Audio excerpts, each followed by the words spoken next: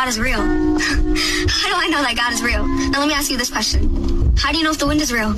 You can't see the wind, can you? You can't see it, but you can feel it. You can't see it, but you can hear it. You can't see it, but you can see it moving other things. Now this is how I know that God is real. I can't see God, but I can hear his voice. I can't see God, but I can feel his holy presence. I can't see God, but I can see him changing my heart, changing my life, moving through my life and moving through other people's lives. This is how I know that God is real. So let me ask you this. Are you willing to hear his voice? Are you willing to feel his presence? And are you willing for him to move through you?